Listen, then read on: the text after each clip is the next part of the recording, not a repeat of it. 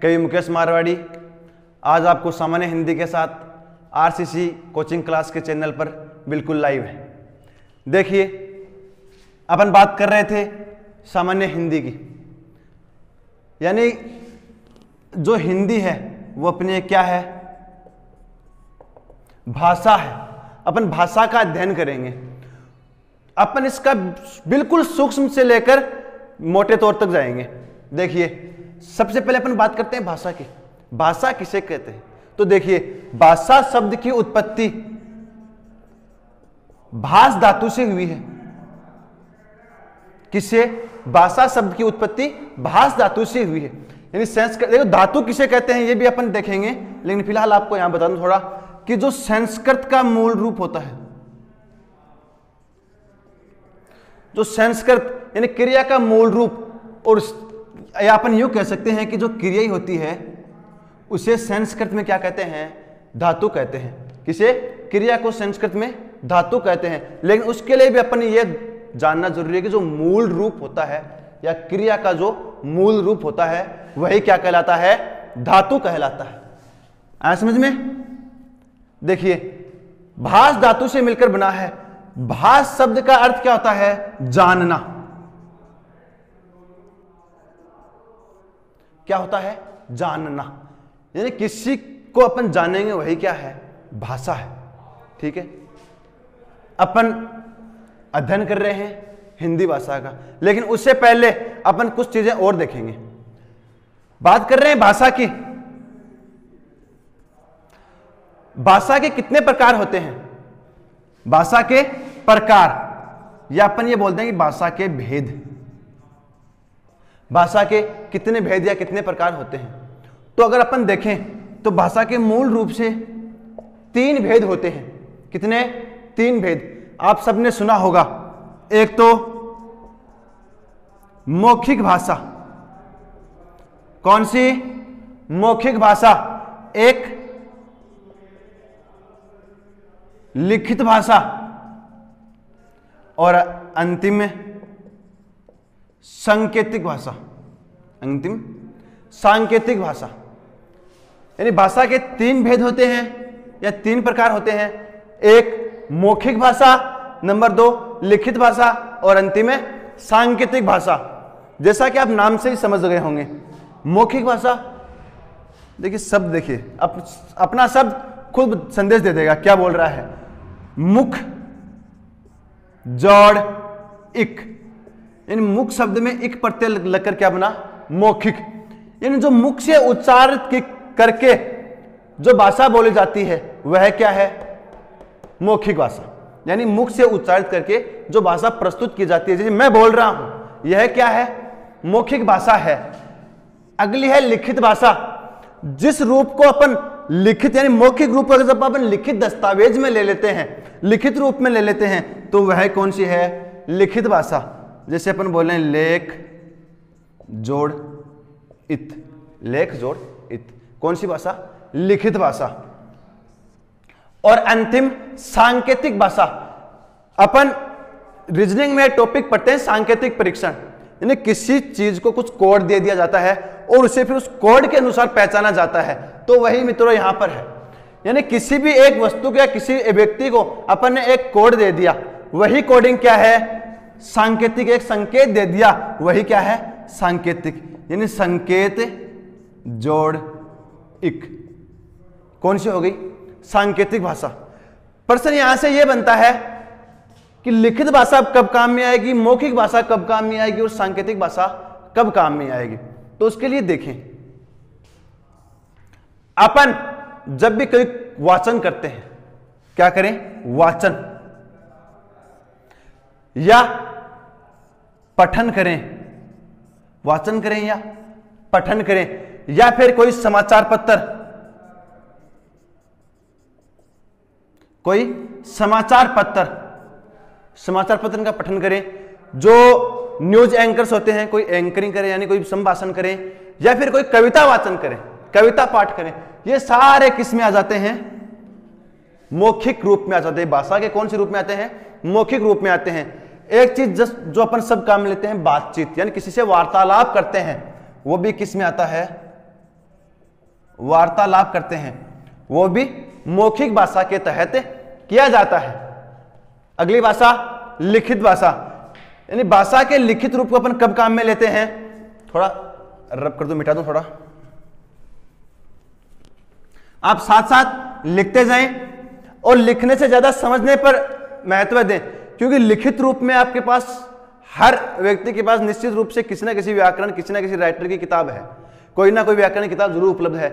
हमारे पास लिखित रूप में तो ये ऑलरेडी उपलब्ध है, लेकिन हमें वह चीज समझनी है, ठीक है। यानी लिखित, अपन भाषा के लिखित रूप को कब काम में लेते हैं, जब हमें किसी प्रकार के दस्तावेज तैयार करवाने होते हैं, वो क्या होता है, भाषा का लिखित रूप वहां पे काम में लिया जाता है। यानी कोई भी अपने को कहानी लिखनी होती है, वह क्या है, लिखित। कोई कविता लेखन करना होता है, उस वह क्या होता है, लिखित भाषा। यानी मूल रूप से अपन अगर देखें, दस्तावेज तैयार करना हो पे, हमें कोई कहानी लिखनी हो, हमें कोई कविता लिखनी हो, इनका लेख ही क्या कहलाता है, लिखित भाषा कहलाता है, ठीक है। अगली आती है सांकेतिक भाषा। यानी सांकेतिक भाषा का तब प्रयोग किया जाएगा, जैसे मान लो अपन बात कर रहे हैं और अपन ये समझते हैं कि अपनी भाषा का कोई अन्य आदमी किसी भी प्रकार से प्रयोग न कर सके, अपन उसके सामने होते हुए भी अपन अपनी वार्तालाप को पूर्ण कर लेते हैं, किसके माध्यम से, संकेतों के माध्यम से। वही क्या होती है, सांकेतिक भाषा कहलाती है। जैसे आपने सैन्य जो कार्यवाही होती है, जो सैन्य ऑपरेशन होते हैं, उसमें एक किसी ऑपरेशन को नाम दिया जाता है, जैसे ऑपरेशन माह, ऑपरेशन दल, उसके अनुसार उसको कार्रवाई की जाती है, ठीक है। वही क्या है, सांकेतिक है।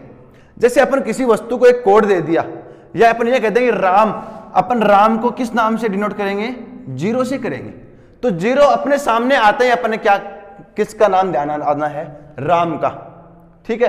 तो वही क्या हो गई, सांकेतिक भाषा हो गई। और इसका एक खास उदाहरण जो आपने देखा होगा, जो आप मूक समाचार देखते हैं, मूक समाचार वाचन अपने समाचारों में काफी ज्यादा आता है, आप तो शायद नहीं देखते होंगे, लेकिन जो लोग देखते हैं उन्हें आराम से पता है, जो मूक समाचार वाचन होता है वो बिल्कुल अपने होठ बंद रखकर सिर्फ अंगुलियों के इशारे ही करता है, वही क्या है, सांकेतिक भाषा है। यानी एक शब्द को निश्चित संकेत दे दिया जाता है और फिर उसका अध्ययन क्या कहलाता है, सांकेतिक भाषा कहलाता है। जैसे आपने एक लिपि का नाम सुना होगा, ब्रेल लिपि। कौन सी लिपि, ब्रेल लिपि। ब्रेल लिपि में क्या, लुईस ब्रेल ने ए से लेकर जेड तक हर वर्ण को, यानी हर डिजिट को एक निश्चित 6 डिजिटों में निर्धारित कर दिया था, सिर्फ 6 डिजिटों में, पूरी ए से लेकर जेड तक इन्हीं 6 के द्वारा जो कोडिंग की गई, वही क्या कहलाई, ब्रेल लिपि कहलाई। यानी क्या किया उसने, हर अक्षर को क्या दिया, संकेत दिया, और वही संकेत क्या कहलाता है, सांकेतिक भाषा कहलाती है। यहां से प्रश्न एक ये पूछा हुआ है कि भाषा का कौन सा रूप सबसे कठिन है, भाषा का कौन सा रूप सबसे कठिन है, और उसके साथ अपन एक प्रश्न ये देखेंगे कि भाषा का सबसे सरल रूप कौन सा है। एक तो सबसे कठिन, एक तो कौन सा, भाषा का कठिन रूप, और एक अपन देखेंगे भाषा का सरल रूप। यानी अपनी भाषा 3 प्रकार की है, एक तो मौखिक, लिखित, और एक है सांकेतिक। सांकेतिक, लिखित, मौखिक और सांकेतिक भाषा के 3 रूप है, जो बोलकर, जो लिखकर, जो संकेतों के द्वारा, ठीक है। यानी अपन को देखना है कि एक तो सबसे कठिन भाषा कौन सी है, सबसे कठिन भाषा कौन सी है, और एक सबसे सरल भाषा कौन सी है। सबसे कठिन और सबसे सरल, कठिन का प्रश्न पूछा हुआ, सरल इसके साथ अपन देख लेते हैं। देखिए, सबसे कठिन भाषा है सांकेतिक भाषा, वो क्यों है वो अभी अपन बात करेंगे। सबसे कठिन सांकेतिक भाषा, और सबसे सरल की बात करते हैं तो कौन सी है, मौखिक भाषा। देखिए, सबसे पहले बात करते हैं सरल की। यानी सरल भाषा मौखिक क्यों है, मैंने लिखा, बोला कै, जैसे बोला आपके तुरंत समझ में आ गए मैं क्या बोल रहा हूं, कै बोल रहा हूं, जो ये वाला है ये वर्ण मैं बोल रहा हूं, ठीक है, ये कै मैं बोल रहा हूं। मैंने बोला ए, ये भी आपको जैसे मैंने बोला तुरंत आपके समझ में आ गया। मैंने एक शब्द बोला राम, या मैंने बोला कि आप खाना खाओ, तो जैसे ही मैंने वाक्य बोला, जैसे मैंने उच्चारण किया, आपके तुरंत वह बात समझ में आ गई। हुई या नहीं हुई सरल? बोलते तुरंत अपने समझ में आ गई। इसलिए यह भाषा क्या है? मौखिक। यानी सरल भाषा कौन सी है? मौखिक भाषा है। कठिन, मैंने ए को डिजिट दे दिया, ये 3 पॉइंट, आप इसका अर्थ समझ सकते हैं क्या? बिल्कुल नहीं समझेंगे। या मान लो कि मैंने राम खाना खाता है, इसको मैं बोलता हूं 1 5 6 4, 1 5 6 4। अब जैसे मैं 1564 उच्चारण करूंगा, यानी पहले मैंने इसको ये मार्किंग कर दी, अब जैसे मैं 1500 1 5 6 4 का उच्चारण करूंगा, तो आप तुरंत क्या समझेंगे? राम खाना खाता है। लेकिन अगर आपको मैंने पहले कोड बताया, यानी पहले संकेत दिया है, तभी आप इसका अर्थ समझ पाएंगे। अगर मैंने पहले कोई संकेत नहीं दिया आपको और सीधा सीधा आपसे बात करता हूं 1 5 6 4, तो आप इससे कुछ नहीं समझेंगे। आप सिर्फ यह समझेंगे ये गणित का एक संख्या का आंकड़ा है, इससे ज्यादा आप कुछ नहीं समझ सकते। इसलिए अपन इसको सांकेतिक भाषा को क्या बताते हैं? सबसे हार्ड बताते हैं। एक बात ये, दूसरी बात, संकेत कभी भी निश्चित नहीं होते। संकेत कभी भी निश्चित नहीं होते। उदाहरण के लिए आपको बताऊं, मैंने ताली बजाई, अपन किसी उत्सव में बैठे हैं, किसी कार्यक्रम में बैठे हैं, और जब अपने कार्यक्रम में आनंद की अनुभूति होती है तो अपन ताली बजाते हैं। किसकी ताली, यानी किसका रूप लिया? आनंद का रूप ताली का आया। लेकिन जब इसी ताली को अपन देखें कि जैसे अपन मान लो अगर आप अपने मित्र के साथ कहीं जाना चाह रहे हैं और आपका मित्र या आपके मित्र को उसके पिताजी मना कर रहे हैं, किसी अन्यत्र न लें, लेकिन आप अपनी भाषा को समझने के तरीके से ले रहे हैं, यानी अपने मित्र के पिताजी उसे मना कर रहे हैं जाने के लिए, तो आप उससे फोन पर बात करते हैं कि जैसे मैं नीचे आऊं तो मैं 2 बार ताली बजाऊंगा, 2 बार ताली बजाऊंगा, तो तुम समझ जाना मैं आ गया। तो पहले अपन ने इसको संकेत किस में लिया? हर्ष में। अब किस में ले रहे हैं? अपने मित्र को बुलाने में। ठीक उसी समय में रास्ते में जा रहे हैं और अपने रास्ते में अपना जो मित्र है या अपन स्वयं है किसी लड़खड़ा के गिर जाते हैं, तो वह ताली बजाकर बोलता है, अरे ये क्या हो गया? यहां पर किसका गया? आश्चर्य क्या गया? या अपन कहीं जा रहे हैं और अपने को कुछ बहुत ज्यादा सुंदर दृश्य दिख जाता है, तो मन करते हैं वाह बड़ा अच्छा दृश्य, वहां पर आश्चर्य का रूप आ गया। ठीक है, तो अपन एक संकेत लिया छोटा सा ताली का, तो ताली को अपन कितनी जगह काम में ले रहे हैं? संकेत के रूप में अलग अलग तरीके से काम में ले रहे हैं। अर्थात अपन ये बोल सकते हैं कि संकेत निश्चित नहीं है, इसलिए सांकेतिक भाषा सबसे कठिन मानी जाती है। आई समझ में बात? चलो सरल और कठिन की हो गई। अब अपन बात करते हैं कि सबसे स्थायी रूप कौन सा है भाषा का। बिल्कुल आप देखते ही जान गए होंगे, भाषा का एक तो स्थायी रूप और एक होता है क्षणिक रूप।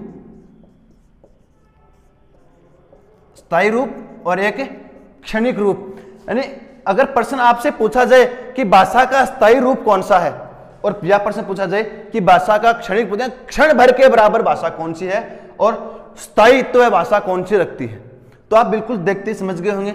स्थायी भाषा के रूप में कौन सी है? लिखित भाषा, और क्षणिक भाषा के रूप में मौखिक भाषा।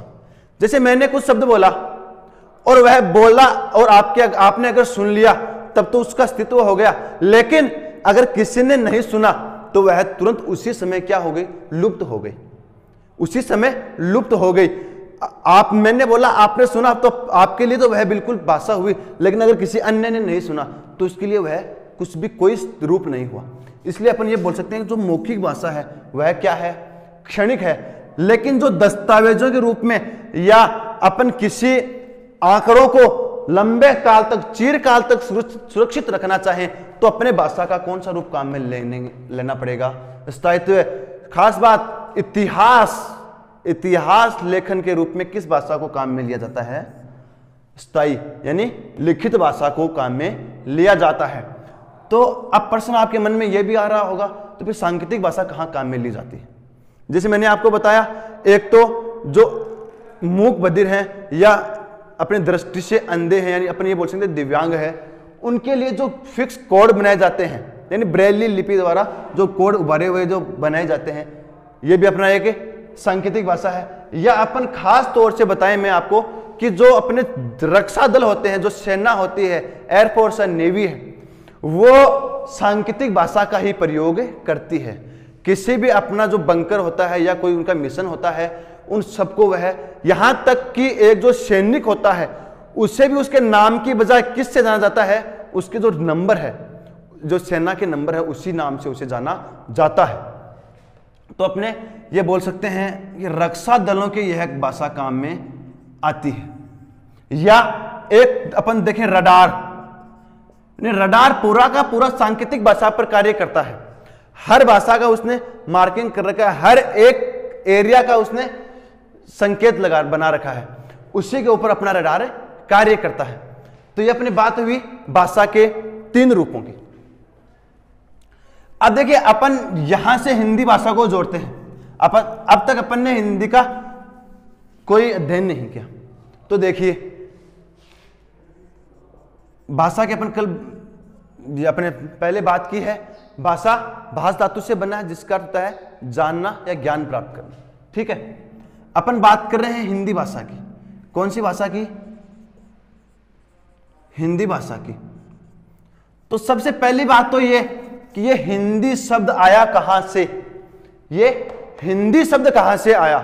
क्या शुरू से यह इसी रूप में थी, या फिर कब किस प्रकार से विकास हुआ, उस रूप में देखेंगे। तो अपन इसका जो हिंदी का विकास है वह अगले वीडियो में देखेंगे, क्योंकि अगर इसका विकास इसी वीडियो में देखें तो यह काफी लंबा हो जाएगा। और इसके साथ साथ अपन अपने टॉपिक की शुरुआत, यहां तक कोई भी टॉपिक नहीं शुरू हुआ है मित्रों। अभी तक अपने भाषा की जानकारी देख रहे हैं, उसके बाद अपने हिंदी भाषा देखेंगे, फिर व्याकरण की जानकारी देखेंगे, उसके बाद अपन टॉपिक तक पहुंचेंगे।